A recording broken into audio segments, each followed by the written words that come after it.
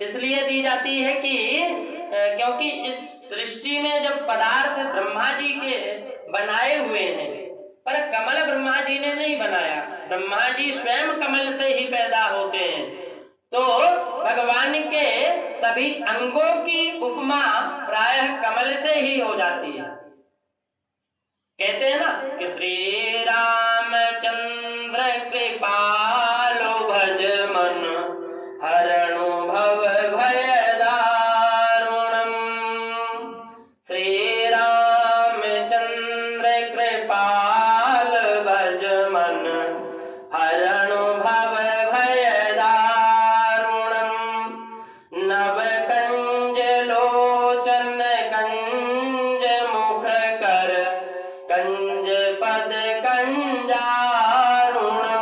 विनय पत्रिका में है, सभी अंगों का कमल की उपमा दी गई है। भगवान के मुख कमल की कांति का ध्यान करते समय विचार करें, इतनी सुंदर भगवान के ललाट की आभा है। पुष्प धनु के समान सुंदर प्रकृति है, मत्स्य के समान विशाल नेत्र है, शुभ पिंडी के समान सुंदर नासिका है, बिंबाफल के समान लाल लाल अधर है, मंद मंद मुस्कुराने से अंदर की दंतावली भी दमक रही है, लाल लाल धाराएं अधरे का प्रतिबिंब उस श्वेत दंतावली से ऊपर पड़ रही है। इसलिए अनार के रस भरे दाने की तरह वह दंतावली दमक रही है, चमक रही है। मानव नयन मटकाकर और मुस्कुराकर हमारे चित्त को चुरा लेते हैं, संकेत देकर हमें बुला रहे हैं। ऐसे दिव्य भावना ध्यान में करना चाहिए। और भगवान कपिल कहते हैं, माँ एक बार ध्यान में जिसने भगवान को की मुस्कान का आनंद ले लिया तो फिर उसको उसके जीवन में शोकाश्रु सदा सर्वदा के लिए सूख जाते हैं। ऐसा है असंहरेर बनता खिल लोक तीव्र शोकाश्रु सागर विशेषण मत्तुदारम सम्मोहनाय रचितम निज मायया भ्रूमंडलम मुनिकृते मकरध्वजस्य भ्रूमंडलम मुनिकृते मकरध्वजस्य। आपने लोटे में खारा पानी भरा है, अब गंगा जल भरना है तो पहले खारा पानी को फेंकना पड़ेगा, तब उसमें गंगा जल भरेंगे। अब उसी प्रकार हमारे भीतर शोक सागर भरा हुआ है। जब जीव भगवान की ओर अभिमुख होता है तो पहले भी भगवान के विरह में खूब अश्रुपात करता है। रोते रोते जब खारा पानी पूरा सूख जाता है, निकल जाता है, पात्र खाली हो जाता है और जहाँ भगवान की छटा का दर्शन किया तो ऐसा आनंद उमड़ जाता है, ऐसा रस भर जाता है कि ज्यादा पानी भर दो तब भी छलकता है। तो भगवान के प्रेम का सागर जब तक भक्त के हृदय में बहुत ज्यादा भर जाता है और वह उसे संभाल नहीं पाता, तब नेत्रों से प्यालों से वह भी छलकने लगता है। भगवान के विरह में यदि आंखों से अश्रुपात होता है तो वह शोकाश्रु है, पर भगवान के दिव्यानंद की अनुभूति के बाद भी भक्त के अश्रुपात होता है, वह प्रेमाश्रु है और परमशील होता है, परमानंद प्रदान करने वाला होता है। देवी माता देवहूति प्रश्न करती है, बेटा भक्त कितने प्रकार के होते हैं? कपिल भगवान बोले, माँ जो भगवान के मंदिर केवल मंदिर की मूर्ति में ही सीमित रहता है वह प्रकृति भक्त है, साधारण भक्त है। पर जितना अन्य का दर्शन मंदिर की मूर्ति में कर रहा है वैसे ही चलते फिरते संतों में भी होने लगे तो वह मध्य कोटि का भक्त है।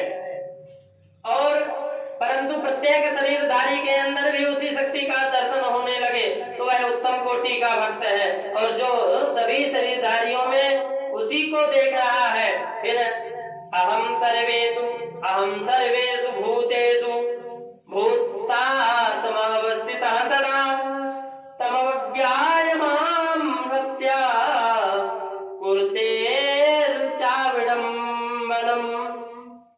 कपिल भगवान कहते हैं, माँ, समस्त देहधारियों के मध्य विराजमान मुझ नारायण के किसी भी प्राणी से देह द्रोह करने का मतलब मुझ परमात्मा से द्रोह करना है। न मनः शांति मृच्छति, कभी किसी की बुराई नहीं करना चाहिए। मन दर्पण कहलाए, तेरा मन दर्पण कहलाए, तेरा मन दर्पण कहलाए, तेरा मन दर्पण कहलाए। भले बुरे सारे कर्मों को, भले बुरे सारे कर्मों को देखे और दिखाए, तेरा मन दर्पण कहलाए, तेरा मन दर्पण कहलाए। मन ही देवता मन ही ईश्वर, मन से बड़ा न कोई। मन ही देवता मन ही ईश्वर, मन से बड़ा न कोई। मन उजियारा जब जब फैले, मन उजियारा जब जब फैले, जग उजियारा हो, उस उलझे दर्पण पर प्राणी, उस उजले दर्पण पर प्राणी दाग न लगने पाए, तेरा मन दर्पण कहलाए, तेरा मन दर्पण कहलाए। सुख की कलियां दुख के कांटे, सुख की कलियां दुख के कांटे, मन सबका आधार। सुख की कलियां दुख के कांटे, मन सबका आधार।